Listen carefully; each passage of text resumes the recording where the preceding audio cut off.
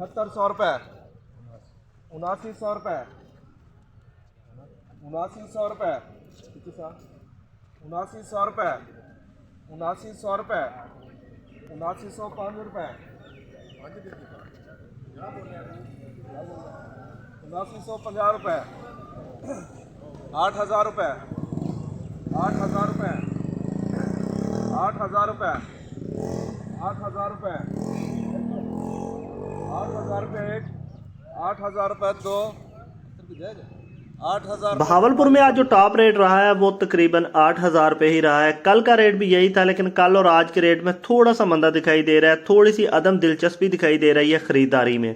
इसके अलावा अगर हम यजमान मंडी की बात करें तो यजमान मंडी में भी जो आज टॉप रेट रहा वो 8,000 रुपये रहा, लेकिन ये जो 8,000 रुपये का रेट है ये बहुत अच्छी और बहुत ही टॉप क्वालिटी का रेट है। जो एवरेज क्वालिटी है, जो लो क्वालिटी है, वो ओवरऑल बहावलपुर में भी यजमान में भी तकरीबन ये 6500 से 7,000, 7200, 7400, 7800 और फिर जो बहुत अच्छी काटन है वो कुछ ढेरियाँ एक दो ढेरियाँ मैं कहूँगा 8,000 रुपये में सेल हुई हैं, आज भी हुई हैं। इसके अलावा अगर हम बात करें रुई के रेटों की तो रुई के रेट में किसी किस्म की कोई मंदा नहीं आया, लेकिन काटन के रेट में लगातार उतार चढ़ाव आ रहा है, जिसमें आड़ती साहबान ये कहते हुए दिखाई दे रहे हैं, बायर्स ये कहता हुआ दिखाई दे रहा है कि ये क्वालिटी इशू है। लेकिन ये क्वालिटी इशू जैसे ही अराइवल थोड़ा सा बढ़ता है क्वालिटी इशू ज़्यादा हो जाता है, जैसे ही अराइवल थोड़ा सा मंडियों में कम होता है तो क्वालिटी इशू कम हो जाता है। तो बहरहाल ओवरऑल अभी तक ये आंख मचोली जारी है।